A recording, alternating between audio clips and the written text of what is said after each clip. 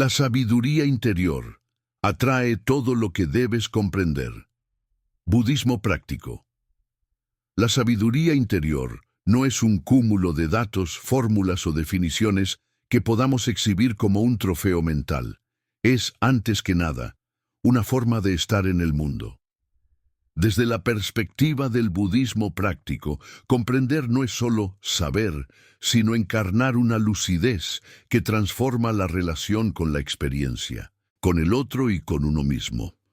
A diferencia de la erudición, que multiplica teorías, la sabiduría interior simplifica y ordena, disuelve la confusión, como el amanecer disipa la niebla sin violencia. En el corazón de esta sabiduría late una intuición silenciosa. Aquello que buscas comprender ya está, de algún modo, murmurando en tu propia conciencia. Cuando aquietas la mente, cuando renuncias a pelear con la realidad para, en cambio, verla con honestidad, las piezas comienzan a encajar sin necesidad de esfuerzo dramático. Todo camino espiritual serio atraviesa una paradoja. Cuanto más ansiosamente persigues respuestas, más se alejan. La ansiedad cierra el oído fino de la percepción y endurece la mirada. La prisa quiere resultados, pero la comprensión madura en tiempos de estación. La sabiduría interior se nutre de una ética de la atención, atender con delicadeza lo que surge, sostenerlo sin manipularlo, dejar que se revele por sí mismo. Quien practica la presencia comprueba que la vida no se oculta, sino que se ordena sola cuando dejamos de enturbiarla con proyecciones, miedos y expectativas desmedidas. Comprender, entonces, es un acto de hospitalidad hacia la verdad del momento. Este texto está organizado en 5 grandes tópicos que desarrollan, de manera continua y aplicada, cómo la sabiduría interior atrae naturalmente aquello que debes comprender. No se trata de superstición ni de magia, sino de una ley sutil de la mente. Aquello en lo que te conviertes atrae aquello que le corresponde. La claridad llama a la claridad, la calma convoca discernimiento, la compasión abre puertas que la dureza mantiene cerradas. En cada tópico exploraremos un aspecto esencial del entrenamiento budista cotidiano: el silencio lúcido que deja hablar a la realidad, la lectura honesta del propio sufrimiento, la disciplina de la atención, la ética que purifica la intención y la confianza humilde que integra lo aprendido en la vida concreta. Si caminas con paciencia, comprobarás que la sabiduría interior no es un lujo esotérico, sino un derecho de nacimiento, el derecho a habitarte con verdad. El silencio que entiende antes de las palabras, la mente ordinaria, confunde silencio con ausencia, como si callar fuera una especie de vacío inútil entre 2 pensamientos importantes. Pero para el budismo práctico, el silencio es un órgano de conocimiento. Así como los ojos ven y los oídos escuchan, el silencio interior comprende. No porque piense las cosas, sino porque permite que las cosas se presenten tal como son, sin la distorsión continua del comentario mental. Cuando se apaga el ruido del juicio precipitado, de la narrativa defensiva, del deseo de tener razón, aparece un espacio vivo en el que la realidad puede mostrarse con sus matices. Ese espacio es la cuna de la comprensión. Al comenzar a practicar, muchos se impacientan. He estado sentado 10 minutos y no entendí nada nuevo. Es natural. El silencio, como toda facultad, se ejercita. Al principio, la mente se subleva, reclama entretenimiento, busca problemas, fabrica argumentos. Es su inercia habitual. La disciplina consiste en volver una y otra vez a un punto de reposo sencillo. La respiración que entra y sale, el peso del cuerpo en el asiento, la sensación del aire sobre la piel.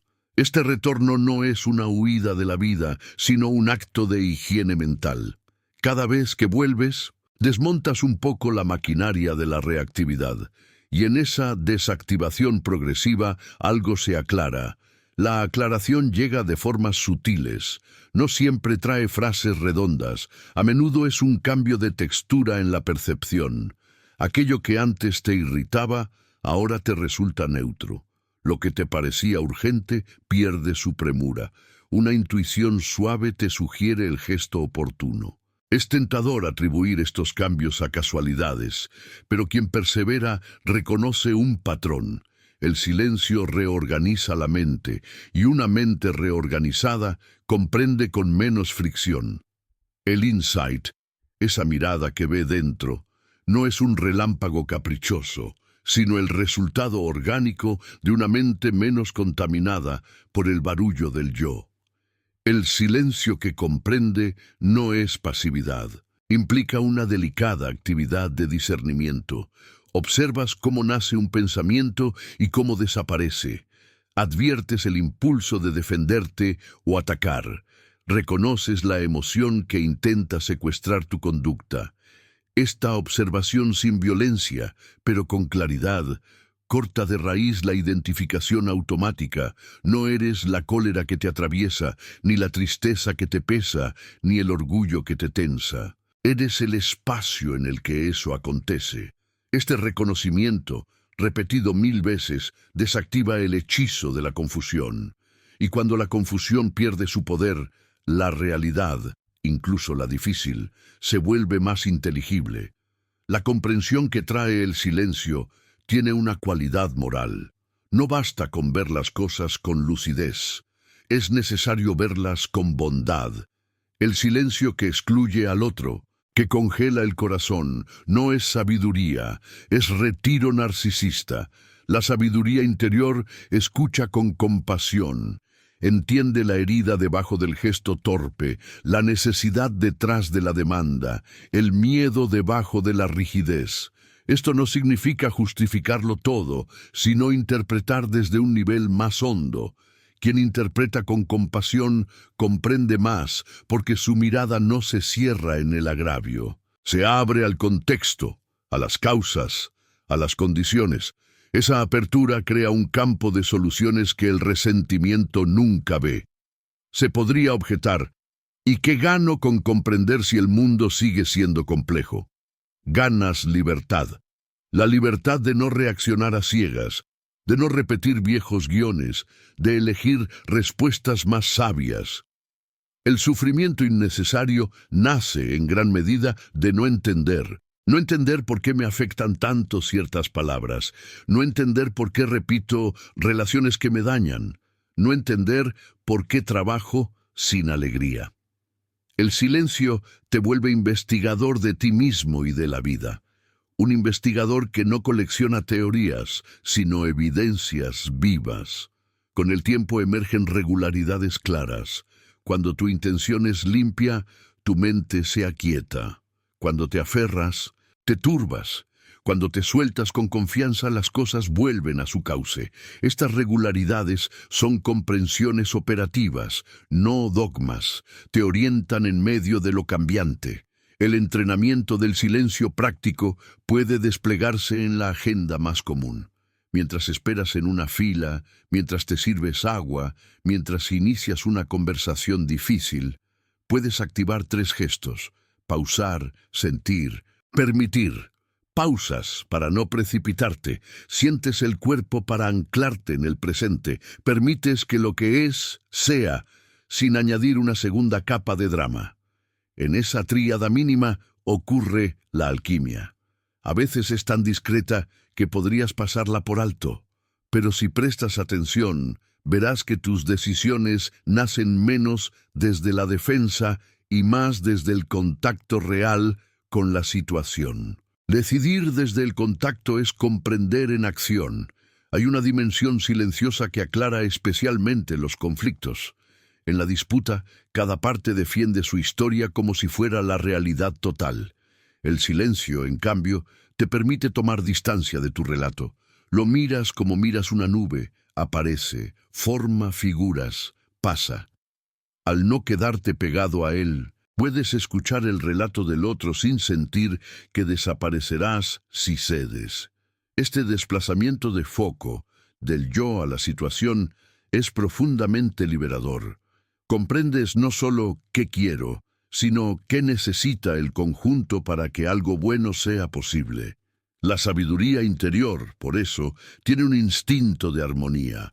Busca la solución que preserva lo esencial de todos los involucrados. No es ingenuidad, es una inteligencia ampliada que ve más variables, porque se ha desenfocado del centro pequeño del ego.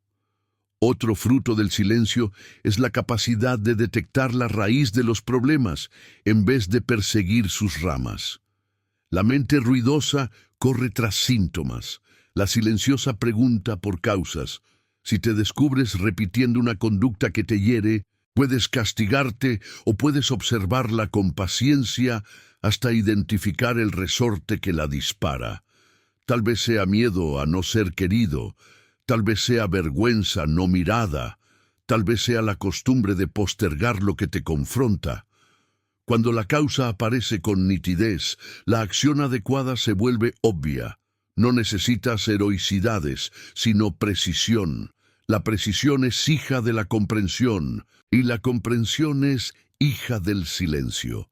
Conviene aclarar que el silencio que comprende no es mutismo relacional.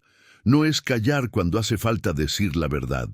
Por el contrario, lo fortalece. Quien se ha entrenado en el silencio interior suele hablar menos, pero cuando habla, su palabra tiene peso. No es una palabra que empuja, sino que revela. No busca imponerse, busca iluminar. Y esa iluminación, incluso si incomoda, no viene cargada de agresión. De ahí su poder transformador. Muchas conversaciones que antes terminaban en desgaste comienzan a volverse concisas y honestas. Esto no es magia social, es la consecuencia de que tu palabra nazca de un centro más limpio. La sabiduría interior también se nutre del silencio que acoge lo desconocido. La mente angustiada quiere adelantar conclusiones, teme la incertidumbre y la llena con conjeturas. El silencio, en cambio, puede sostener el aún no sé. La capacidad de convivir con preguntas abiertas sin desesperarse es uno de los signos más claros de madurez espiritual. Entre la pregunta honesta y la respuesta verdadera suele haber una distancia temporal. Forzar esa distancia produce respuestas prematuras y decisiones fallidas. Respetarla permite que la realidad madure su propia revelación. Quien aprende a esperar con atención verá que las respuestas llegan por cauces inesperados. Una conversación casual, una imagen que regresa, un detalle que antes pasaste por alto. El silencio te hace poroso a esas señales. No es casual que, una y otra vez, los maestros recomienden prácticas tan elementales como caminar despacio, comer con plena atención, dejar el teléfono y respirar. Pueden parecer simples hasta lo banal, pero su eficacia reside en que reinstalan tu conciencia en el único lugar donde la comprensión es posible, el presente. El pasado aporta memoria, el futuro, proyectos. Ambos son legítimos, pero comprender solo ocurre en este instante vivo. Cuando te entrenas para habitarlo sin huir, el instante empieza a devolverte información finísima. ¿Cómo te sienta de verdad esta compañía? ¿Qué hábitos te agotan en silencio? ¿Qué ideas ya no son tuyas? ¿Qué deseos nacen de la comparación y no de tu centro? Esta información no te llega como una lista, sino como una reorientación paulatina de tu forma de vivir. A medida que el silencio se consolida, adviertes otra cosa. La comprensión trae consigo un tipo de alegría sobria. No es euforia ni distracción, es una sensación de intimidad con la vida, incluso en lo difícil. Comprender no anula el dolor, pero le quita el veneno del absurdo. Shakespeare decía que nada es ni bueno ni malo. El pensamiento lo hace así. El budismo matiza. El pensamiento confuso multiplica el sufrimiento. El pensamiento lúcido lo reduce a su medida real. Y a veces, incluso en medio de lo doloroso, aparece un rayo de gratitud por poder verlo con claridad. Esa gratitud callada es también sabiduría. Reconoce que, si puedes ver, puedes elegir mejor. Si puedes elegir mejor, puedes vivir de forma más íntegra. Ahora bien, ¿cómo cultivar este silencio comprensivo de manera sostenida? La constancia es más importante que la intensidad. 5 minutos diarios, bien hechos, valen más que 1 hora ocasional. Establece un pequeño rito. Siéntate, endereza la espalda con suavidad, relaja la mandíbula, deja que la respiración te encuentre. Observa, no corrijas nada. Deja que lo que está, esté. Cuando te vayas, hazlo sin dramatismo. Esa humildad metódica produce, con el tiempo, una sedimentación de calma que no se pierde ante la primera contrariedad. Descubrirás que, incluso sin proponértelo, empiezas a comprender antes de opinar, a escuchar antes de responder, a mirar antes de etiquetar. Ese desplazamiento de hábitos es una señal inequívoca de que la sabiduría interior te está habitando. El silencio también purifica la intención, y eso cambia tu modo de aprender. Con intención turbia, buscas confirmar tu ego. Con intención limpia, buscas la verdad. En el primer caso usas la información como un arma, en el segundo como un alimento. La sabiduría interior se nutre de la verdad, aunque contradiga tus preferencias. Por eso comprende mejor. No necesita defender ninguna imagen. Cuando la intención se alinea con el deseo genuino de ver, la vida colabora. No porque el universo premie tu virtud, sino porque dejas de sabotear tu propio aprendizaje con resistencias. Te vuelves un terreno fértil. Cualquier lluvia, una lectura, una conversación, un fracaso, germina en comprensión. Finalmente, hay una dimensión del silencio que podríamos llamar confianza. No confianza ingenua en que todo saldrá bien según tu guión, sino confianza en que la realidad es enseñante por naturaleza.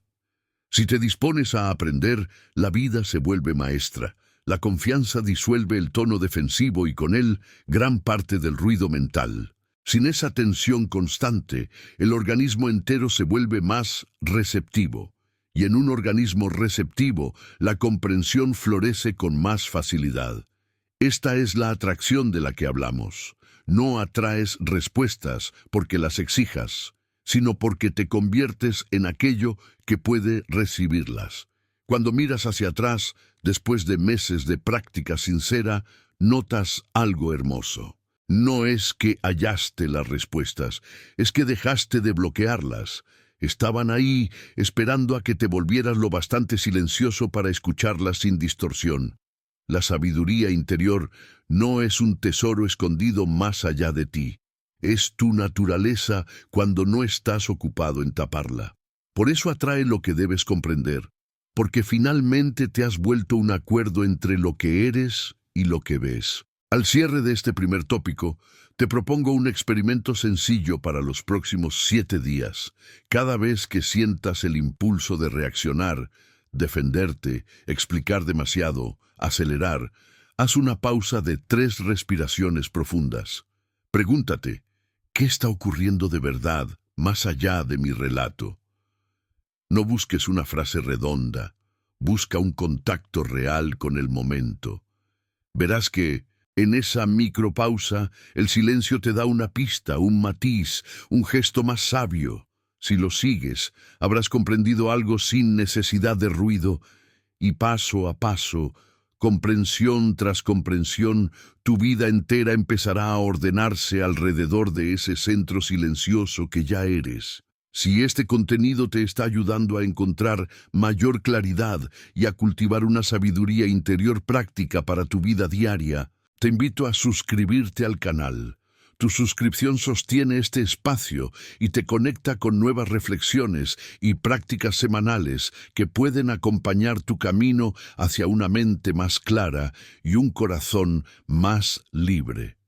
El siguiente paso natural, después de aprender a estar en silencio, es mirar de frente aquello que el silencio pone sobre la mesa, el sufrimiento. No como un enemigo que haya que exterminar, ni como un destino que haya que soportar resignadamente, sino como una señal, una carta abierta que la vida nos envía para indicarnos con precisión dónde nuestra comprensión todavía no ha madurado. La sabiduría interior no huye del dolor, lo traduce. Le quita el ruido de la queja, le extrae el veneno de la autocrítica, le devuelve su condición de mensaje. Cuando dejamos de interpretar el sufrimiento como un fallo personal o una maldición del mundo, comienza de veras el aprendizaje. El budismo práctico enseña que la causa del sufrimiento no es la realidad en sí misma, sino la relación desordenada que mantenemos con ella, aferramiento a lo que cambia, rechazo de lo que ya está presente, confusión que toma por sólido lo que es impermanente. Esta relación desordenada no es una culpa, es una ignorancia que se entrena a desaprender. Y desaprender es precisamente comprender de otro modo. Mirar el sufrimiento como maestro exige honestidad, una honestidad radical que pocas veces nos permitimos. No basta con reconocer que algo duele, hay que preguntarse qué necesidad no vista se hallaba encadenada a ese dolor, qué expectativa se disfrazaba de derecho, qué miedo exigía garantías imposibles.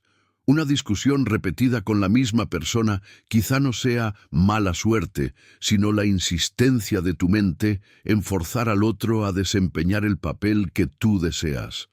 Una sensación crónica de carencia puede ser menos un problema de ingresos y más una confusión acerca de lo que te alimenta de verdad. Una ansiedad que aparece cada vez que se acerca el fin de semana quizá esté avisando que vives de espaldas a ti, corriendo 5 días para huir de la incomodidad de detenerte a sentir.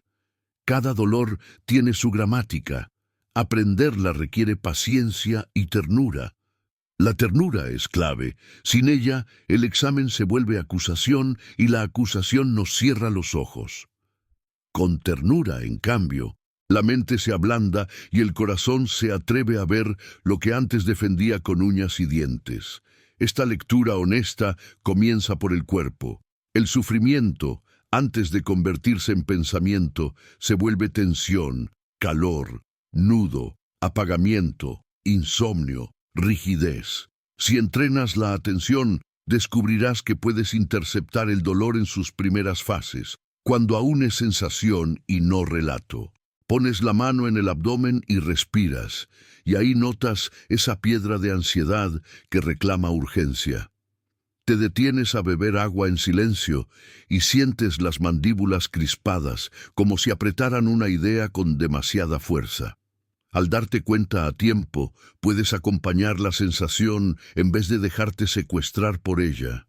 Acompañar no es suprimir, es permitir que el cuerpo te diga lo que sabe. El cuerpo siempre sabe cuándo estás forzando, cuándo estás fingiendo, cuándo estás pidiendo a la vida lo que la vida no puede darte. Ese saber no llega en frases, llega en alivios o contracciones. La comprensión interior se vuelve, entonces, una alfabetización somática. Aprendes a leer lo que tu carne escribe sin palabras. Una vez que escuchas el cuerpo, puedes investigar la mente con más fineza. No para enredarte en análisis interminables, sino para detectar patrones. Los patrones son caminos neuronales que se activan con facilidad porque han sido transitados 1000 veces. Si me miran así, soy menos. Si me corrigen, me humillan. Si no responden, me abandonan. Si descanso, fracaso. Cada una de estas frases opera como una lente que colorea la experiencia y la encamina hacia el sufrimiento. Cuando las ves con claridad, la magia se rompe. No desaparecen al instante, pero pierden autoridad. Puedes escuchar la corrección sin convertirla en humillación. Puedes sostener el vacío de un mensaje no respondido sin tornarlo abandono. Puedes descansar sin que surja de inmediato la imagen del fracaso. Este espacio entre el hecho y el viejo significado es un milagro cotidiano y es el lugar exacto donde nace la sabiduría interior. No es que el mundo haya cambiado, ha cambiado la manera en que lo lees. La lectura honesta del sufrimiento exige también reconocer su utilidad. Sí, utilidad. El dolor señala límites, demuestra el precio de sostener identidades estrechas, te revela la falsedad de ciertas promesas, te saca de rutas que parecían brillantes, pero no te pertenecían. Mucha gente sigue durante años un camino que no tiene corazón porque aprendió a desoír el sufrimiento como señal. Lo tapan con distracción, con metas prestadas, con anestesias que permiten continuar un poco más. Pero aquello que niegas regresa y suele hacerlo más fuerte. El camino de la sabiduría no propone glorificar el dolor ni buscarlo. Propone escucharlo a tiempo para que cumpla su función y pueda irse. Escuchar a tiempo es humildad, y la humildad en este terreno es inteligencia. Te ahorra años de insistencia en lo que no procede. No todo sufrimiento, sin embargo, tiene el mismo sabor ni la misma raíz. Hay un sufrimiento que procede de perder lo que amas o no obtener lo que deseas. Su textura es agria, punzante, a veces abrumadora. Hay otro que procede del choque entre la realidad y la imagen que fabricaste de ella. Este tiene un regusto a vergüenza y a orgullo herido, y hay un sufrimiento particular que acompaña el crecimiento. Duele romper una piel vieja. Duele abandonar una identidad que ya no te queda. Duele decir no a lo que te distrae si antes te refugiabas en esos placeres pequeños. Saber distinguirlos cambia todo. El primer tipo reclama cuidado y tiempo. El segundo exige revisión de creencias. El tercero pide coraje y paciencia. Mezclarlos es fuente de confusión. Si tratas el duelo como un error a corregir, lo prolongas. Si tratas la revisión de creencias como un duelo irremediable, te quedas inmóvil. Si confundes el dolor del crecimiento con señal de que algo está mal, retrocedes justo cuando estabas por atravesar una puerta. La sabiduría interior afina esta distinción a través de pequeñas prácticas diarias. Una de ellas consiste en preguntarte, cada vez que algo duele, ¿qué estoy defendiendo aquí? Si lo que defiendes es tu dignidad, tu límite sano, tu verdad, ese dolor es una brújula que te mantiene íntegro. Si lo que defiendes es una imagen, un capricho, una ilusión, ese dolor te invita a soltar. Otra práctica es examinar si el dolor se agrava cuando lo narras. A veces lo que duele no es el hecho, sino la historia que le pegas.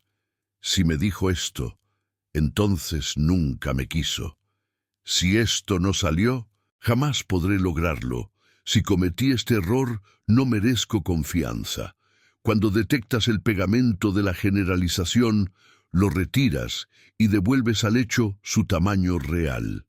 La realidad rara vez es tan absoluta como la mente herida afirma. Esta reducción a escala humana devuelve aire a la situación y coloca el sufrimiento en un cauce soportable. Hay, además, una dimensión relacional del sufrimiento que la sabiduría interior honra con especial cuidado. Muchos dolores nacen de la fricción con otros seres humanos. Malentendidos, promesas incumplidas, expectativas cruzadas. En ese territorio, comprender no significa justificar abusos ni tragar silencios que te enferman. Significa ver la red de causas que conduce a la escena presente y responder desde tu centro. Si alguien te trata con dureza, puedes nombrarlo sin devolvérsela. Si alguien insiste en un juego que te hiere, puedes apartarte sin teatro. Si tú mismo fallaste, puedes disculparte sin aplastarte. Esta ecuanimidad práctica no surge de la frialdad, sino de la claridad.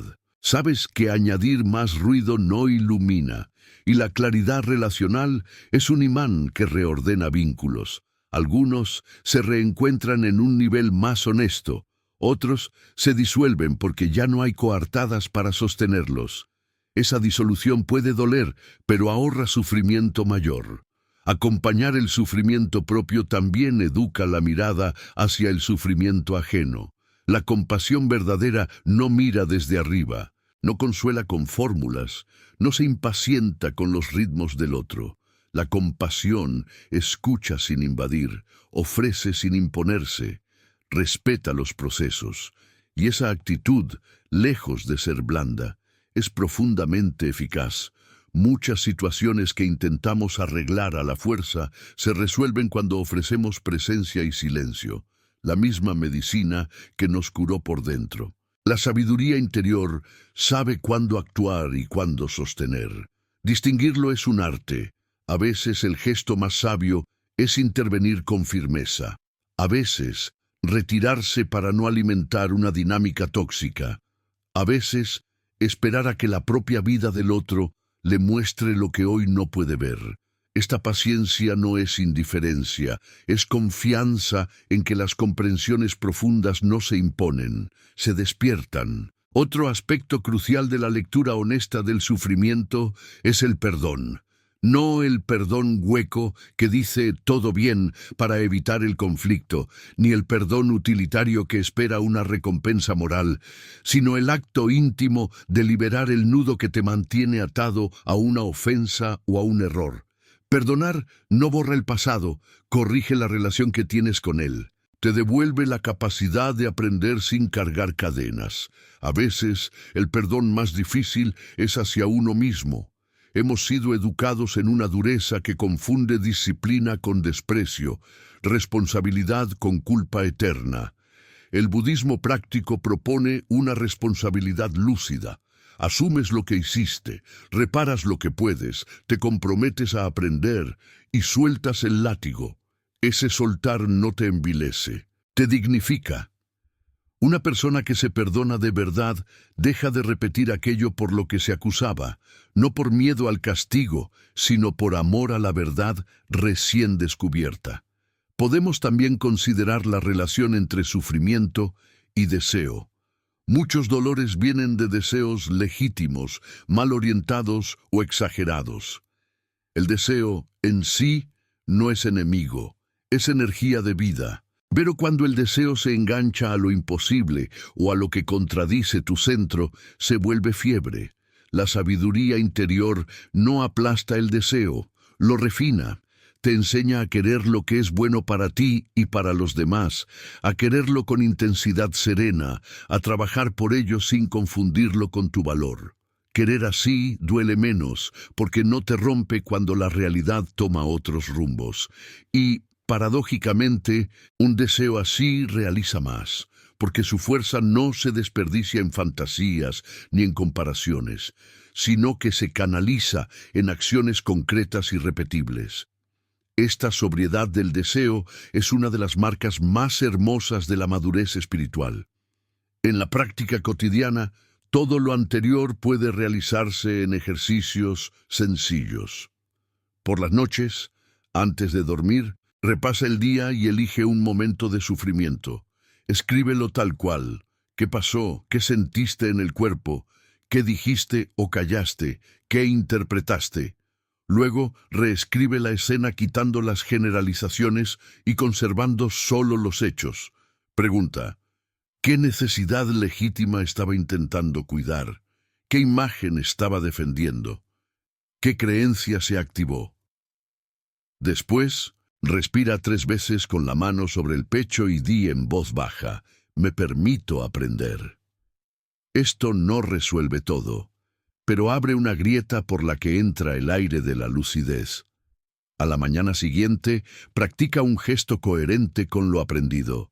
Decir un no, pedir ayuda, corregir una palabra, pedir perdón, parar 10 minutos para sentir. La sabiduría interior se confirma cuando llega al cuerpo y a la agenda. También ayuda a comprender que el sufrimiento es intermitente, pero la paz puede ser un continuo subterráneo. No siempre podrás evitar que algo duela. Sí puedes evitar que ese dolor te defina. La práctica no te convierte en piedra ni en mártir, te convierte en río. Recibes, atraviesas, sigues, y a fuerza de atravesar con atención, comienzas a anticipar las trampas. Ves venir la comparación y te detienes antes de entrar en la espiral. Ves la urgencia de responder y te regalas un minuto para que la respuesta nazca de un lugar más digno. Ves la vieja vergüenza que busca sabotear un proyecto y la abrazas lo suficiente para que no gobierne. Esta anticipación no es control obsesivo, es familiaridad con tus sombras, y esta familiaridad reduce la cuota de sufrimiento evitable. A la larga, el aprendizaje más hondo que el sufrimiento deja cuando es bien leído es el de la confianza.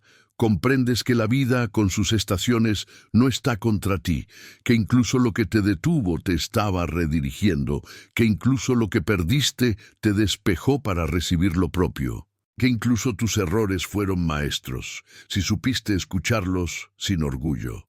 Esta confianza no te hace ingenuo, te vuelve valiente, te anima a tomar decisiones en favor de tu verdad, aunque no haya garantías externas, a arriesgarte por el bien sin el aplauso asegurado, a mantenerte sencillo cuando algo sale muy bien, a sostenerte entero cuando algo sale mal. La confianza permite un tipo de serenidad fértil, donde las comprensiones se encadenan unas a otras, y tu vida adquiere un orden silencioso que no depende de circunstancias ideales. Si en algún momento del camino sientes que el sufrimiento te supera, busca compañía sabia. No todo se atraviesa en solitario. Un terapeuta sensible, un maestro, un amigo honesto pueden ofrecerte espejos que tu propio ego no alcanza a darte. La sabiduría interior no compite con la ayuda, la agradece. Saber pedirla también es comprensión. Revela que no confundes autonomía con aislamiento. Y cuando recibes esa ayuda, tu proceso se acelera no por prisa, sino por precisión. Te ahorras rodeos, detectas sesgos, encuentras palabras para lo que antes era solo ruido. Con el tiempo, casi sin que te des cuenta, mirarás hacia atrás y verás que el sufrimiento dejó de ser un centro en tu vida. No porque ya no aparezca, sino porque su lugar cambió. Ya no organiza tus decisiones, ya no expropia tu alegría, ya no narra tu historia. Su voz se ha vuelto la de un mensajero que llega, entrega y se va. Y en el espacio que su drama ocupaba, crece un silencio luminoso, una gratitud sobria, una atención más eficaz. Esa es la marca de la sabiduría interior. Convierte al sufrimiento en un aliado cuyo trabajo es recordarte donde aún se requiere verdad. Cuando cumple su trabajo, el aliado se retira y tú sigues más ligero, con menos miedo a sentir, con menos necesidad de huir, con más disponibilidad para vivir. Si este contenido te ayuda a transformar tu relación con el sufrimiento y a cultivar una comprensión más honesta y liberadora de tu propia vida, te invito a suscribirte al canal. Tu suscripción sostiene este espacio y te acerca cada semana nuevas reflexiones y prácticas para vivir con mayor claridad, compasión y libertad interior. La disciplina de la atención es el puente que transforma el silencio lúcido y la lectura honesta del sufrimiento en una vida concreta y coherente. Si el silencio abre el espacio y el sufrimiento señala dónde mirar, la atención disciplinada decide cómo mirar, cuánto tiempo permanecer mirando y de qué manera convertir esa mirada en una acción precisa. La mente, sin entrenamiento, es como una lámpara temblorosa que se mueve por impulsos caprichosos. Ilumina un punto por un segundo, salta a otro, se distrae con reflejos, se agota y se apaga cuando más la necesitas. Con entrenamiento, esa misma mente se vuelve un rayo de luz estable, capaz de sostener la claridad en medio del movimiento y de penetrar capas de experiencia que antes te parecían opacas. En el budismo práctico, Esta disciplina no tiene que ver con rigidez ni con una autoimposición tensa. Es una constancia amable, un arte de volver una y otra vez al objeto que has elegido, un modo de habitar el presente con continuidad suficiente como para que la comprensión deje de ser un destello y se vuelva una cualidad habitual. En la vida diaria, la disciplina de la atención se expresa en microdecisiones sostenidas. Eliges escuchar a quien habla hasta el final sin interrumpir. Sostienes tu respiración consciente mientras esperas un mensaje. Terminas la tarea que iniciaste sin saltar al brillo de otra notificación. Miras el impulso de justificarte y respiras antes de responder. Cada uno de esos actos es un ladrillo puesto en la edificación de una mente confiable. Y una mente confiable atrae comprensión, porque no dispersa la información en 1000 fragmentos, la recoge, la ordena, la madura. Esta cualidad de continuidad es más importante de lo que solemos imaginar. Gran parte de la confusión no proviene de la falta de datos, sino de la interrupción constante del hilo que los conecta. Cuando disciplinas la atención, te vuelves capaz de sostener una pregunta el tiempo suficiente como para que la respuesta emerja por sí sola. No corres a buscarla en un buscador externo cada 2 minutos. Acompañas el proceso interior de incubación. Observas un patrón en tu conducta y en vez de concluir en 2 segundos, mantienes la observación durante días. Cuando aparece, cómo se siente en el cuerpo, qué palabras lo disparan, qué caricia lo desactiva. Esa continuidad produce una comprensión más profunda que cualquier racionalización rápida. De igual modo, en el trabajo, la atención disciplinada te permite concentrarte en una sola prioridad sin multiplicar la ansiedad en 10 cosas a medias. El resultado no es solo eficacia, es paz. Hacer una cosa a la vez, de principio a fin, con presencia, pacifica el sistema nervioso. Y un sistema pacificado piensa mejor, decide mejor, se relaciona mejor. Esta disciplina comienza por reconocer que la atención es limitada y valiosa. No puedes repartirla sin consecuencias, del mismo modo que no puedes gastar dinero infinitamente sin arruinarte. Así que la primera práctica de la disciplina de la atención es un acto de administración. ¿En qué inviertes tu luz hoy? Si la malgastas en comparaciones, en discusiones estériles, en pantallas que no te nutren, en conversaciones que repiten el mismo drama, en pensamientos que ya sabes a dónde conducen, es natural que al final del día te sientas vacío, irritado o confuso. Si en cambio eliges unos pocos focos, tu cuerpo, una tarea noble, un vínculo que cuidas, una lectura que te ensancha, al final del día hay claridad y hay alegría sobria. La alegría sobria es la marca de que tu atención estuvo bien invertida. No grita, no euforia, pero sostiene. Para que esta administración no se quede en teoría, conviene establecer rituales. Un ritual es una decisión tomada por adelantado para ahorrarte 1000 decisiones pequeñas. Puedes decidir, por ejemplo, que los primeros 15 minutos de cada mañana estarán dedicados a asentar la atención, sentarte en silencio, respirar, sentir el cuerpo, enraizarte.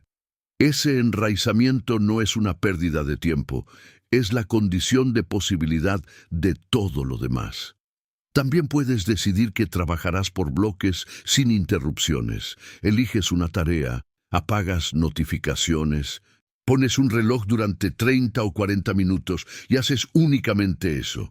Cuando suene, descansas, caminas, bebes agua, respiras y luego vuelves.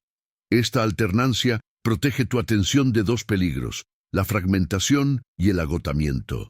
La fragmentación rompe el hilo, el agotamiento apaga la luz. La disciplina los previene a ambos porque organiza la energía. Otro ritual poderoso es el de las ventanas de recepción. No se trata de negar el mundo, sino de poner orden en cómo lo dejas entrar. Si miras el teléfono cada 2 minutos, enseñas a tu mente a esperar estímulos externos constantes. La consecuencia es un nerviosismo basal que contamina todo. En cambio, si decides que responderás mensajes en franjas concretas y que fuera de ellas, estarás en modo creador. Lo que cambias no es solo tu agenda, cambias la fisiología de tu atención. Tu sistema nervioso aprende que no necesita saltar ante cada vibración y entonces puede desarrollar la capacidad de profundizar. La profundidad no es un talento, es una geografía interior que se excava con constancia. La disciplina de la atención también se expresa en la forma de hablar y de escuchar. Cuando escuchas con atención, escuchas hasta el final, sin preparar tu respuesta mientras el otro está a mitad de una frase. Eso no solo es una cortesía, es una herramienta de comprensión. Lo que el otro realmente dice suele aparecer hacia la mitad o el final, cuando baja la máscara inicial. Si interrumpes, te pierdes de esa capa. Cuando hablas con atención, eliges palabras que reflejan tu percepción real y no la necesidad de ganar o protegerte. Dices, lo que entiendo es esto, en lugar de, lo que tú haces siempre es esto. Y esa diferencia abre posibilidad. La atención en el lenguaje reduce malentendidos y ahorra sufrimiento porque se centra en el contacto real, no en el relato defensivo. En el plano emocional, la disciplina consiste en sostener la atención sobre una emoción sin ser tragado por su narrativa. Sientes la ira y eliges quedarte en la sensación. Calor en el pecho, tensión en las manos, impulsos de avanzar. Le permites estar sin descargarla contra otro ni contra ti. Ese sostén hace que la emoción complete su ciclo y se disuelva en minutos, como indican las investigaciones contemporáneas cuando no añadimos pensamientos que reavivan la llama. Sostener así, con atención pura, convierte la emoción en información útil. Te dice dónde está el límite, qué cuidado se necesita, qué valor fue traspasado. Si te dejas llevar por la narrativa, la emoción se convierte en acusación. Si la sostienes con atención, se convierte en maestra. En el plano del pensamiento, la disciplina se traduce en distinguir entre pensar y rumiar. Pensar es explorar, poner a dialogar perspectivas, construir puentes entre ideas y hechos.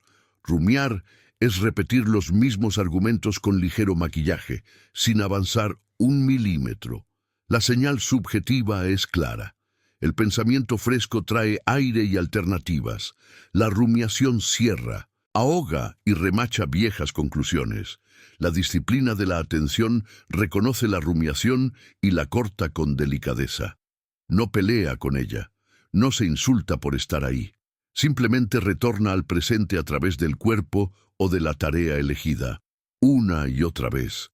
Ese retorno repetido reeduca la mente para preferir la novedad del contacto a la seguridad estéril de dar vueltas sobre lo mismo. En el plano espiritual, la disciplina de la atención es, ante todo, devoción por la verdad.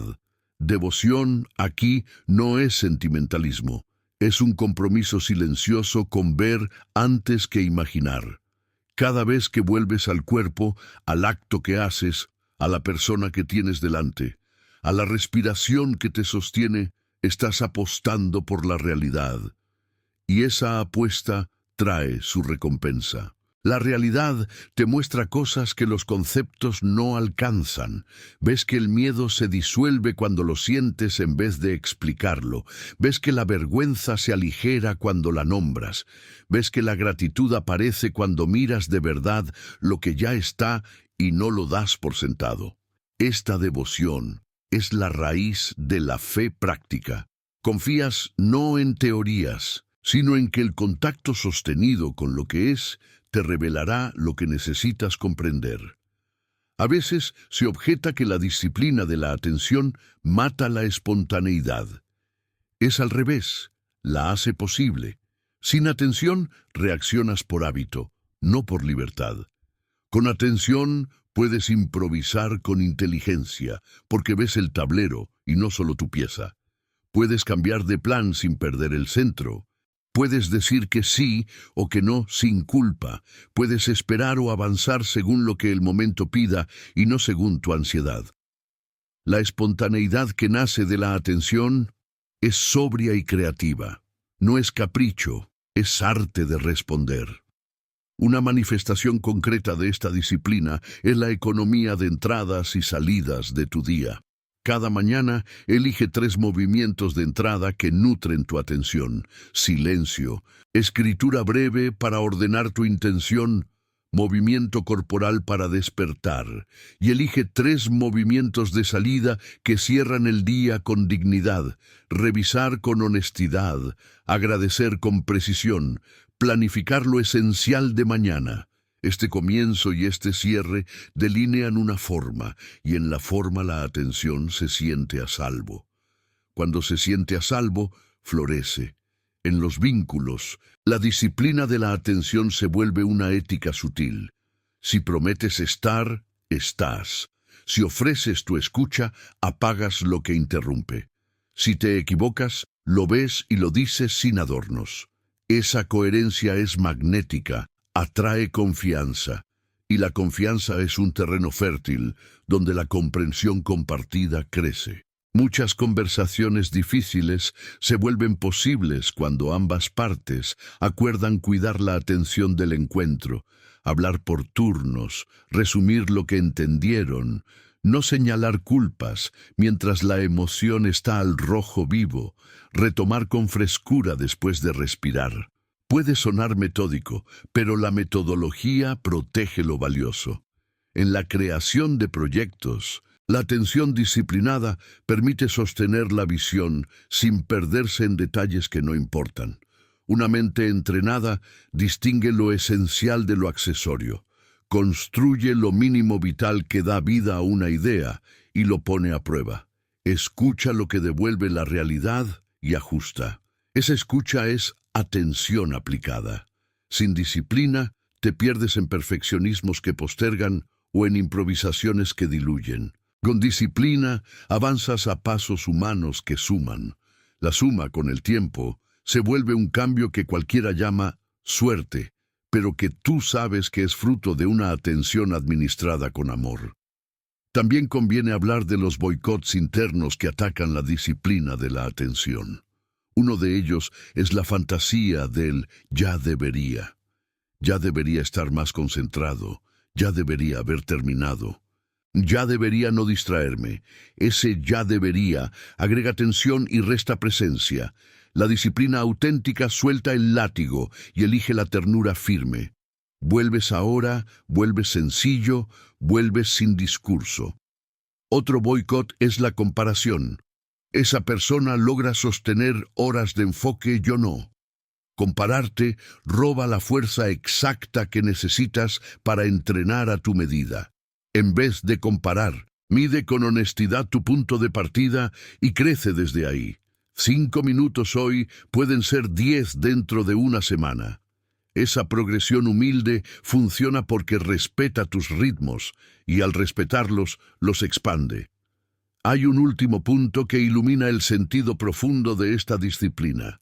Una atención disciplinada no es solo para ti, es para el mundo que tocas. Un médico que atiende con presencia cura más allá de los fármacos.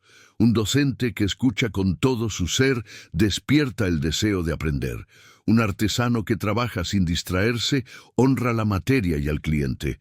Un padre que está sin pantallas enseña a su hijo la dignidad de la presencia. La atención es un acto de amor social, además de una práctica individual. Esa dimensión ética multiplica tu motivación para entrenarla. No se trata de una gimnasia egocentrada, sino de un servicio. Cuando entiendes esto, comprendes por qué la sabiduría interior atrae la comprensión justa, porque se convierte en una corriente que no te pertenece solo a ti, atraviesa tus gestos y llega a otros, que a su vez la expanden. Con el tiempo, la disciplina de la atención te regala una sensación nueva, te vuelves habitable para ti mismo. no te aburres en tu compañía, no necesitas escapar de cada silencio, no temes detenerte. Habitarte así es libertad. Desde ahí, eliges con más precisión, trabajas con más calidad, amas con más hondura, y cuando la vida te trae lo inesperado, respondes desde el centro que has cultivado.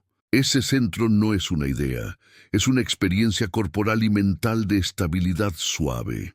En ese centro, la comprensión no se busca desesperadamente, se reconoce cuando llega, y llega porque tu atención, disciplinada y amable, la atrae como un campo magnético atrae el hierro. Si este contenido te ayuda a fortalecer tu atención y a convertirla en un arte cotidiano que pacifica, ordena y hace florecer comprensiones más hondas para tu vida, te invito a suscribirte al canal.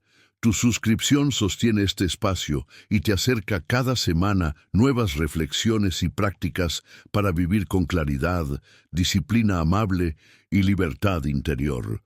La ética de la intención es el corazón secreto de la sabiduría interior, porque decide el sentido hacia el que se orienta todo lo que haces, dices y callas. Si el silencio te da un suelo, si la lectura honesta del sufrimiento te muestra dónde falta luz, y si la disciplina de la atención te entrega la herramienta para sostener esa luz, la intención ética determina para qué la usas. En el budismo práctico, hablar de ética no es levantar un dedo moralista ni imponer reglas ajenas a la vida real. Es una ingeniería íntima que alinea el motor de tus actos con la verdad que has visto, de modo que cada gesto deje un rastro de claridad en ti y en quienes te rodean. Cuando la intención es limpia, el pensamiento se ordena, la palabra se simplifica, la acción se vuelve precisa y el resultado aún incierto trae paz. Cuando la intención es turbia, incluso los éxitos saben a arena. Por eso la sabiduría interior no se conforma con comprender de puertas adentro, te invita a depurar el porqué detrás de cada movimiento, sabiendo que el porqué perfuma o envenena la experiencia completa. Purificar la intención comienza por reconocer sus capas. A menudo creemos que hacemos algo por una razón noble, pero si miramos con calma, descubrimos intereses entreverados. El deseo sutil de aprobación, la necesidad de controlar, las ganas de demostrar que no nos equivocamos, el impulso de compensar una inseguridad vieja. Nada de esto te hace mala persona, te hace humano. La ética de la intención no te pide negar esas capas, te pide iluminarlas para que no decidan por ti. Si vas a ayudar, que sea de verdad por ayudar, y no para sentirte indispensable. Si vas a decir que no, que sea para cuidar algo esencial y no por desprecio. Si vas a emprender, que sea por servicio y creación, no solo por escapar de ti. Esta depuración no se resuelve en una tarde, pero cada acto visto con honestidad afina el tono. Con el tiempo, tu cuerpo mismo te avisa cuando la intención está alineada. Hay silencio al actuar, un calor tranquilo en el pecho, ausencia de prisa por ser visto, disponibilidad a corregir si te equivocaste. Cuando la intención está torcida, en cambio, aparece tensión en la mandíbula, rigidez en las palabras, necesidad compulsiva de justificarte, impaciencia con los ritmos naturales. Escuchar esos signos es ética encarnada. La ética budista, en su forma sencilla, propone un marco práctico que apunta al corazón de la intención. No dañar, cultivar lo benéfico, decir la verdad con compasión, usar el deseo como energía y no como cadena, ordenar el sustento para que tu modo de ganarte la vida no contradiga lo que tu corazón sabe. Trasladado a la vida cotidiana, esto implica preguntas concretas que te salvan de grandes extravíos. ¿Esta broma hiere o aligera? ¿Este negocio depende de la manipulación o crea valor real? ¿Esta conversación busca comprender o ganar? ¿Esta compra alimenta mi vida o anestesia un vacío que necesita otro tipo de cuidado? Esta alianza se sostiene en la verdad o en la conveniencia. No necesitas respuesta perfecta, necesitas el hábito de preguntar con valentía. La valentía ética no se exhibe, se practica en segundos decisivos que casi nadie ve. Borrar un mensaje que iba a descargar tu reactividad. Reconocer a tiempo que te estás adornando para impresionar. Elegir no sumarte a un linchamiento digital. Devolver dinero extra que te llegó por error. Conservar la confidencialidad que te confiaron aunque nadie lo audite. No hay aplauso por esto y sin embargo, transforma tu mundo interior con más fuerza que 100 discursos. La intención ética ordena la palabra. La palabra es puente y cuchillo. Lo sabes por experiencia. Cuando tu intención es limpiar y tender puentes, tu lenguaje pierde dramatismo innecesario, separa hechos de interpretaciones, hace preguntas donde antes escupías juicios, reconoce límites y pide claridad sin teatro. No es una palabra blanda, puede ser firme, incluso muy firme, pero no agrede. Tiene una cualidad de exactitud que nace de la ausencia de segundas agendas. Si te equivocas, la palabra ética lo dice, me equivoqué, lo lamento, reparo así. Esa simpleza desarma defensas ajenas porque no deja espacio para la lucha de egos. Cuando tu intención es ganar, en cambio, el lenguaje se llena de trampas. Generalizaciones, ironías, insinuaciones, silencios calculados. Puede que consigas lo que querías en el corto plazo, pero pagas con desconfianza. La confianza es fruto de la coherencia repetida entre lo que dices y lo que haces, entre lo que prometes y lo que cumples. Sin confianza, cualquier vínculo se convierte en negociación fatigosa. Con confianza, la vida colabora. Esta colaboración no es un misticismo infantil, es la consecuencia natural de reducir fricciones. La ética de la intención también ordena el deseo. No se trata de sospechar del deseo per se, sino de educarlo. Un deseo educado sabe esperar, sabe renunciar cuando ve que algo no es para él, sabe no invadir, sabe convocar aliados sin instrumentalizarlos, sabe cambiar de forma cuando la realidad revela una información nueva. La intención impura aferra y exige, la intención pura pide y escucha. La diferencia es abismal. En el primer caso, te impones al curso de las cosas y recoges resistencias por todas partes. En el segundo, dialogas con las condiciones y descubres atajos que la terquedad nunca ve. Educar el deseo requiere límites escogidos por ti desde tu centro, horarios sin pantallas para volver a sentir, pausas conscientes antes de compras impulsivas, decisiones previas sobre con quién y para qué compartes tu intimidad. Criterios claros para el trabajo que aceptas y el que rechazas aunque pague bien. Esos límites no son autocastigos, son espacios donde tu intención se mantiene nítida. Donde hay límites, hay libertad lúcida. En el trabajo, la ética de la intención reencuadra el éxito. Éxito no es acumular méritos a cualquier costo ni ganar todas las batallas. Éxito es que tu hacer deje el mundo un poco más habitable y a ti más entero. Con esa brújula, decisiones que antes parecían obvias se llenan de matices. Tal vez digas no a un cliente muy rentable si exige estrategias que lastiman a otros. Tal vez entregues un proyecto más pequeño que deseas y no el proyecto grande que te aleja de lo que sabes hacer bien.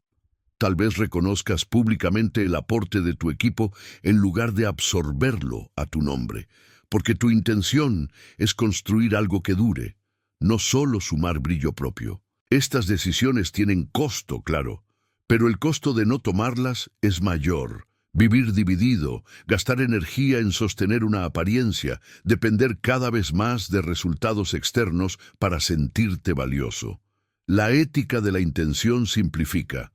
No discute tanto con el espejo. Vive de modo que cuando te mires haya paz. En el dinero, la ética afina 3 verbos: ganar, gastar y compartir. Ganar, procurando que la cadena de valor sea limpia. Gastar, preguntando si ese gasto nutre o tapa. Compartir, no como culpa, sino como práctica de suficiencia que desactiva la fantasía de carencia eterna. Compartir no es solo donar, es pagar a tiempo, no regatear con violencia, reconocer el trabajo de otros, abrir oportunidades cuando tienes la llave. Cada vez que actúas desde suficiencia consciente, tu mente deja de funcionar con el miedo de no alcanza, y esa paz te vuelve creativo. La creatividad atrae caminos que la ansiedad no ve. No es magia, es psicología simple y observación fiel de cómo se encadenan los acontecimientos cuando la intención deja de contaminarse con hambre de imagen.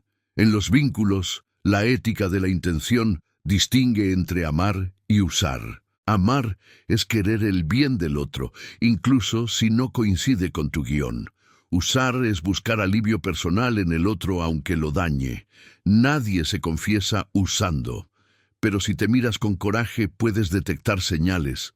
Te vuelves amable solo cuando quieres algo. Presionas con silencios punitivos. Prometes cambios para calmar y no para transformar. Pides que te lean la mente pero guardas información relevante. Discutes para ganar y no para entender. Te justificas con heridas antiguas para no asumir la responsabilidad actual. La ética no te condena por estos comportamientos. Te invita a detenerlos.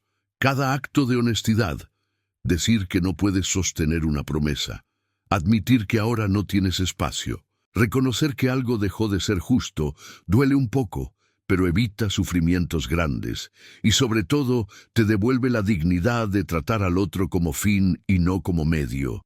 Esa dignidad atrae vínculos de otra calidad. Cuando lleguen, sabrás cuidarlos. En el uso de la información, la ética de la intención te pide un cuidado especial, porque vivimos saturados de estímulos que apelan a lo peor de nosotros. El morbo, la indignación, la comparación. Difundir sin chequear, comentar para exhibirte, consumir humillación como entretenimiento, convertir la intimidad ajena en un espectáculo, aplaudir linchamientos digitales porque te distraen de tus propias zonas oscuras, todo eso alimenta un clima que luego respiramos todos. Una ética práctica sugiere reglas simples. Verifica antes de compartir, evita sumar ruido innecesario. Asume que detrás de cada perfil hay un ser humano. Recuerda que la ironía constante endurece el corazón. Gasta más tiempo creando que reaccionando. Estas microdecisiones protegen tu atención y tu sensibilidad y devuelven al ecosistema social una cuota de sanidad que hoy es crucial. No esperes a que todos cambien el tono. Elige tu tono y sosténlo. Tu mundo cercano lo percibirá. La ética de la intención también se expresa en cómo gestionas el conflicto. El conflicto no es un fallo del sistema, es una oportunidad de ver más. Una intención limpia entra al conflicto para aclarar y reparar, no para arrasar. Elegir el momento, cuidar el lenguaje, distinguir entre decir tu experiencia y atacar identidades, poner límites sin dramatismo, escuchar de verdad lo que te devuelven, estar dispuesto a rectificar lo que te corresponde. Todo eso es ética en acción. No es debilidad, es fuerza bien dirigida. A veces el gesto ético será retirarte de una dinámica irresoluble, pero incluso ese retiro puede ser respetuoso y claro, sin la necesidad de destruir reputaciones ni construir relatos heroicos. Cuando no hay segundas agendas, el cierre duele menos y deja puertas abiertas al aprendizaje. Un terreno exigente para la ética de la intención es el perdón. El perdón, entendido con madurez, no niega el daño ni te obliga a reconciliarte. Modifica la dirección de tu energía. Retira de la ofensa el poder de narrarte hoy. La intención de perdonar mira al bien y al futuro. No borra el pasado, sino que lo resignifica. En algunos casos, el perdón será silencioso y privado. En otros, implicará conversaciones difíciles, En otros, será simplemente dejar de devolver mentalmente el golpe. Cuando perdonas desde una intención limpia, liberas espacio interior para decisiones mejores. Y si no puedes perdonar ahora, la ética te invita a no convertir esa imposibilidad en identidad. Hoy no puedo. Sigo cuidando la herida. Sigo aprendiendo a poner límites. También eso es verdad, y también eso es un paso. La ética de la intención no exige perfección, exige dirección. Habrá días de retroceso, escenas que te sorprenden actuando desde antiguas torceduras, palabras que salen antes de ser filtradas, elecciones que te avergüenzan, que eso no te expulse del camino. La ética viva se alimenta de correcciones pequeñas y constantes. Reparar hoy, pedir disculpas hoy, ajustar hoy, agradecer hoy, volver hoy. Cuando esta frecuencia se asienta, algo profundo cambia. Dejas de vivir colgado de una autoimagen y comienzas a vivir conectado a un compromiso. Ese compromiso no necesita propaganda, es el hilo secreto que une tus decisiones. Y ese hilo te permite atravesar épocas de incertidumbre sin perder la orientación. Porque mientras el mundo cambia de decorado, tu intención sigue buscando el bien posible en cada escena. Tal vez la expresión más bella de una intención ética sea la alegría sobria que acompaña a ciertas renuncias. Renunciar no es perder, es elegir mejor.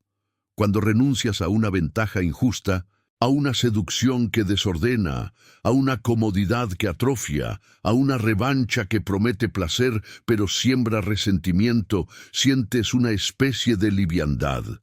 Esa liviandad es señal de que tu intención se ha alineado con una verdad más ancha que tus caprichos. Nadie te aplaude, tal vez nadie lo nota, pero tú lo sabes. Dormirás mejor esa noche. Y esa calidad de descanso alimenta una lucidez que mañana atraerá respuestas más certeras. Así opera la atracción de la que hablamos. Cuando te conviertes en alguien cuya intención está ordenada, la realidad confía en ti.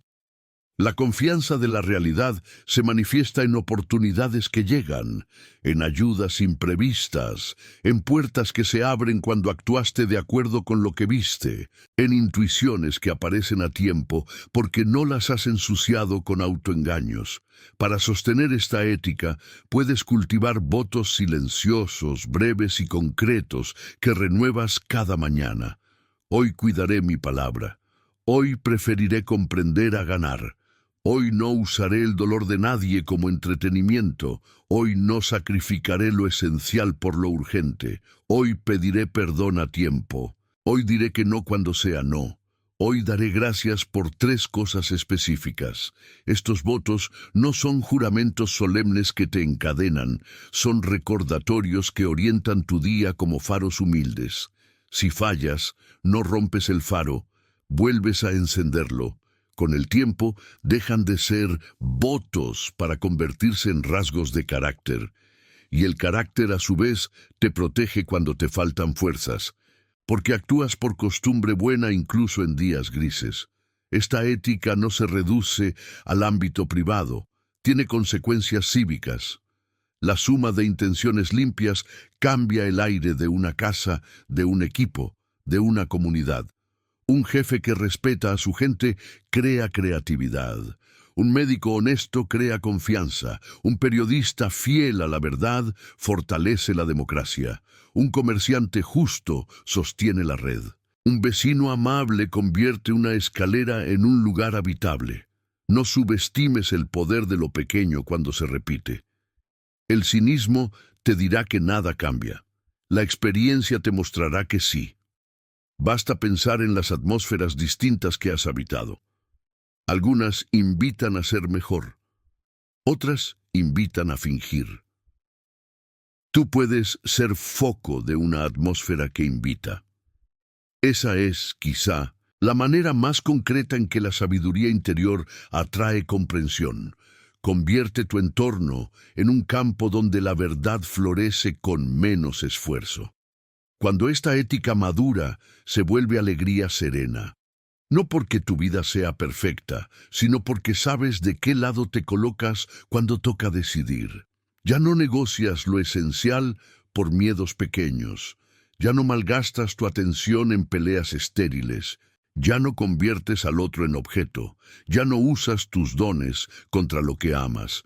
Esta serenidad no te separa del mundo, te permite servirlo con eficacia.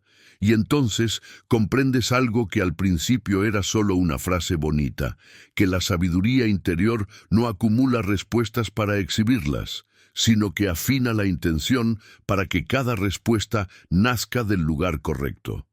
De ese lugar, incluso el silencio responde. Si este contenido te ayuda a depurar tu intención y a convertir la ética en una práctica viva que ordena tu mente, tus vínculos y tu trabajo cotidiano, te invito a suscribirte al canal. Tu suscripción sostiene este espacio y te acerca cada semana nuevas reflexiones y ejercicios para vivir con mayor claridad, coherencia y libertad interior. La integración humilde es el paso en el que todo lo aprendido deja de ser un repertorio de comprensiones internas para convertirse en una forma de vivir palpable, cotidiana, transmisible sin esfuerzo. No es una graduación solemne ni un momento único de iluminación. Es más bien un modo de caminar en el que la sabiduría interior se vuelve confianza operativa. Confías en el silencio que te mostró la realidad sin adornos. Confías en tu capacidad de leer el sufrimiento como mensaje. Confías en la disciplina amable que sostiene tu atención.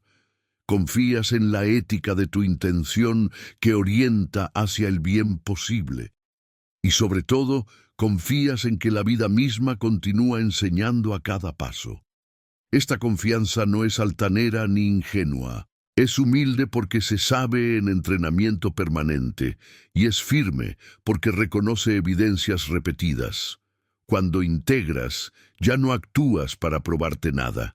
Actúas porque es coherente con lo que has visto.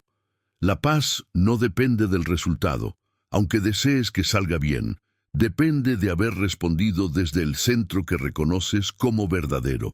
Integrar en este sentido es aceptar que no hay atajos para encarnar lo valioso.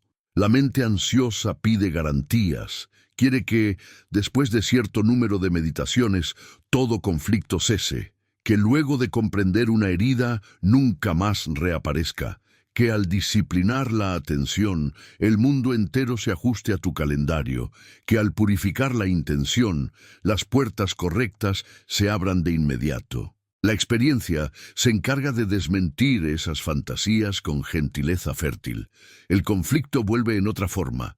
La herida se asoma con matices nuevos. Las agendas se cruzan. Algunas puertas se abren y otras se cierran.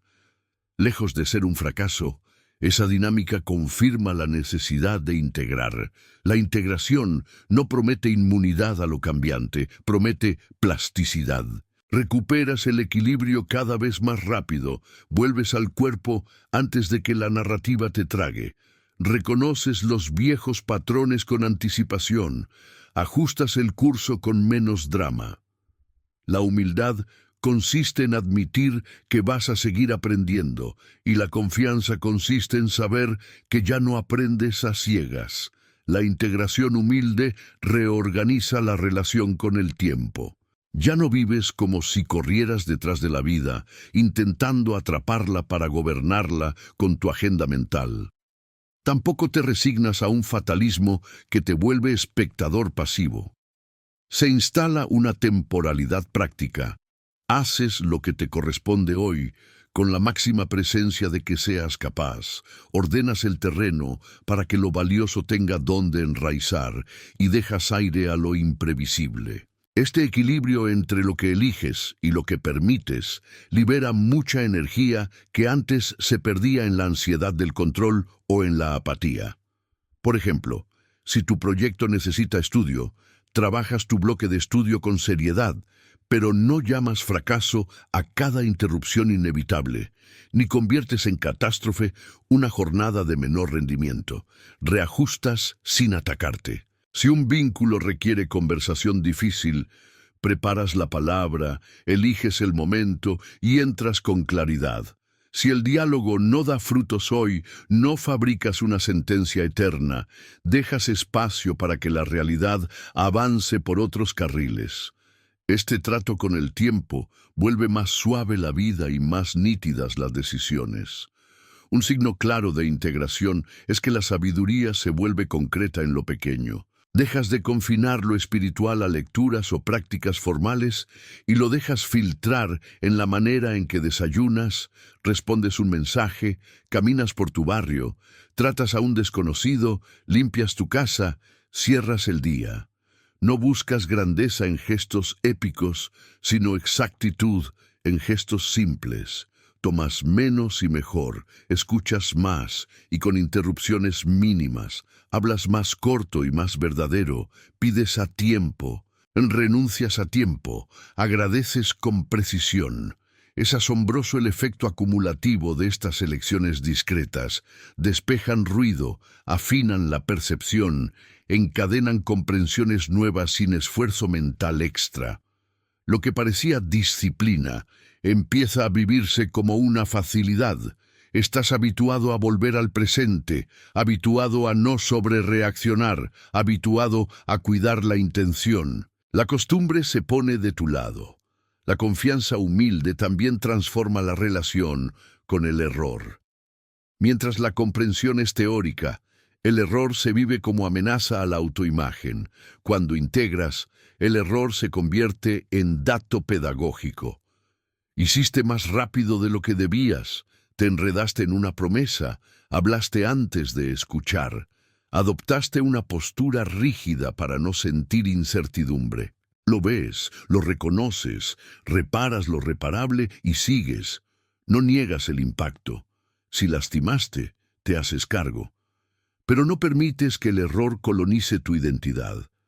Esta ligereza responsable es rarísima y a la vez profundamente liberadora. Te vacía de la necesidad de quedar bien y te llena de la aspiración de obrar bien. A medida que este modo se naturaliza, aparecen dos frutos. Aprendes más rápido, porque ya no gastas energía en defenderte, y confían más en ti, porque tu entorno percibe que la verdad pesa más que tu orgullo. Confianza externa no es tu objetivo, pero llega como consecuencia de la confiabilidad interna.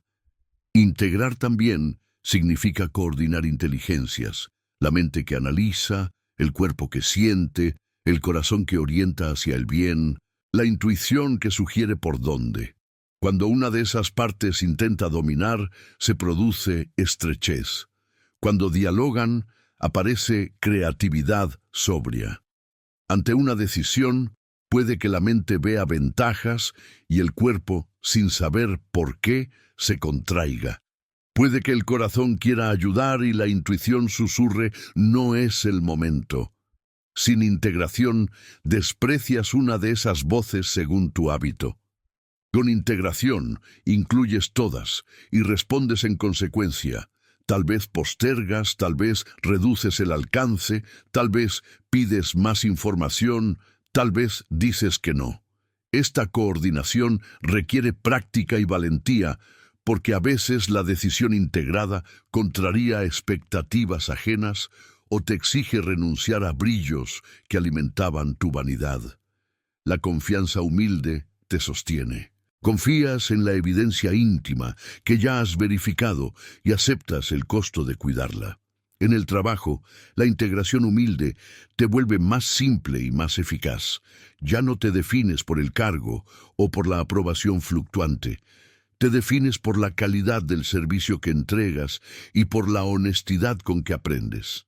Es más fácil ordenar prioridades, delegar sin control obsesivo, dar feedback sin humillar, recibir feedback sin derrumbarte, decir no sé, y ya vengo mirando este ángulo sin miedo a perder prestigio. La claridad de intención, sostenida por la disciplina de atención, produce resultados confiables que no requieren discurso para defenderse. Y si el contexto cambia, como siempre cambia, te adaptas sin dejar lo esencial. Quizá cambies de herramienta, pero no cambias de ética. Quizá alteres el plan, pero no traicionas el propósito. Esta flexibilidad fiel es una de las marcas más preciosas de la integración. Te mueves sin perderte. En los vínculos, la integración humilde desactiva el teatro de la demanda y la oferta artificial. No necesitas demostrar valor con gestos grandilocuentes ni exigir pruebas de amor a cada rato. Prefieres la constancia pequeña. Estar cuando dices que estarás, escuchar de verdad, hablar sin dobles, pedir sin manipular, poner límites sin castigo. Si el vínculo atraviesa una crisis, eliges cuidar la dignidad del otro incluso en la diferencia, porque la intención ya fue entrenada para no usar al otro como campo de batalla de tus proyecciones. Esto no convierte la vida afectiva en un Edén sin tensiones, pero sí despeja gran parte del sufrimiento evitable. Y cuando la relación toca su final, la integración se nota en la forma del cierre. Claridad, reconocimiento, aprendizaje y una tristeza limpia que no necesita convertirse en resentimiento para sostener tu autoestima. La integración humilde, además, educa tu trato con la incertidumbre. Vives en un mundo que no puedes predecir ni controlar. La mente que había aprendido a silenciarse, a leer su dolor, a sostener su atención y a cuidar su intención, está más preparada para convivir con lo abierto. Aparecen preguntas que no cierras a golpes de respuesta. Sostienes el «todavía no lo sé», sin inventar ficciones para apaciguar el nerviosismo. Das pasos intermedios que no prometen más de lo que pueden dar. Examinas escenarios sin elegir desde el miedo. Este modo se apoya en una memoria viva. ¿Recuerdas cuántas veces la vida se ordenó cuando respondiste desde tu centro? ¿Recuerdas cuántas veces empujaste y se endureció? ¿Cuántas soltaste y se abrió? Esa memoria no idealiza el pasado, extrae patrones de él. Al reconocer esos patrones, tu confianza deja de ser un acto de fe abstracto y se vuelve realista. Otro rasgo de la integración humilde es la reconciliación con tus límites.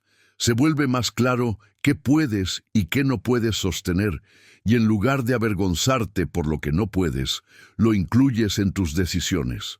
No tomas tantos compromisos si sabes que te saturas. No expones tu sensibilidad a atmósferas que te intoxican. No te impones horarios que enferman solo para complacer una imagen. Al mismo tiempo reconoces tus recursos reales, lo que sabes hacer con excelencia, tu ritmo óptimo, la forma en que descansan tu mente y tu cuerpo, el tipo de compañía que te espeja lo mejor. Desde esa mezcla de límites aceptados y recursos valorados, la vida se ajusta a una escala humana. La grandilocuencia cede lugar a la nobleza de lo suficiente. Y en lo suficiente, curiosamente, florece mucho más de lo que florecía en el exceso. Integrar es, por último, aprender a enseñar sin pretender ser maestro. Enseñar aquí no es dar lecciones, sino encarnar el modo de estar que descubriste y ofrecerlo como campo. Tus hijos, tus amigos, tu equipo, tus vecinos notan el cambio sin que saques banderas. Tu modo de responder, de escuchar, de pausar, de pedir perdón, de ajustar, de agradecer. A veces alguien te pregunta qué haces para estar así. Cuentas lo que practicas sin exigencias de conversión. Otras veces nadie pregunta, y aún así, tu presencia facilita que otros desciendan a su verdad. Esa es la forma más silenciosa de expansividad que tiene la sabiduría interior. No coloniza, inspira, no uniforma, despierta lo propio en cada uno. Y si alguna vez te sorprendes haciendo proselitismo de tus métodos, vuelves al silencio que sabe que cada camino es singular. La humildad recuerda que no hay monopolio de la verdad. La confianza recuerda que lo verdadero resuena por sí mismo. Para sostener la integración en el tiempo, conviene renovar pequeñas promesas que te devuelvan a lo esencial cuando te dispersas. Promesas sin solemnidad pero con memoria. Volveré al cuerpo cuando el ruido mental me agite.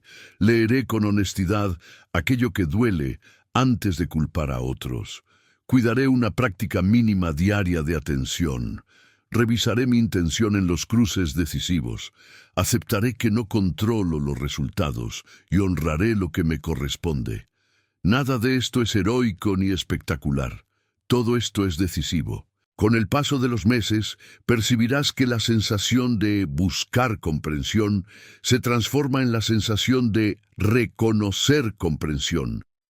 Lo que necesitas entender llega con menos fricción, como si el mundo, la mente y el corazón compartieran idioma. Y cuando no llega, te sostienes sin pánico porque ya no te defines por tener respuestas, sino por caminar con honestidad. La integración humilde no elimina la vulnerabilidad. Sigues siendo humano. Te cansarás, te enojarás, te entristecerás, te confundirás. La diferencia es que ahora dispones de un marco vivo para atravesar todo eso sin perderte. Sabes dónde volver, cómo escuchar, cuándo hablar, a quién pedir ayuda, qué preguntas hacerte. Esa disponibilidad práctica es la forma madura de la confianza. Confías en la vida y confías en los recursos que la vida ha ido cultivando en ti. La sabiduría interior, entonces, deja de ser un proyecto y se vuelve un hogar. Desde ese hogar, cada escena de tu día, el trabajo silencioso, la llamada difícil, la alegría inesperada, el error tonto, el descanso merecido, se convierte en un lugar para comprender un poco más. No acumulas méritos, vives despierto. No te crees por encima de nadie. Reconoces que todos están batallando a su modo por ver con claridad. Y esa mirada, llena de respeto, atrae lo que debes comprender porque no pone obstáculos. Cuando la respuesta llega, la recibes. Cuando no llega, sigues ofreciendo tu mejor presencia. Si este contenido te ayuda a integrar con humildad y confianza lo que ya vienes aprendiendo, para transformar tu día a día en un camino de lucidez práctica y compasiva, te invito a suscribirte al canal. Tu suscripción sostiene este espacio y te acerca cada semana nuevas reflexiones y ejercicios para vivir con mayor claridad, serenidad y coherencia interior.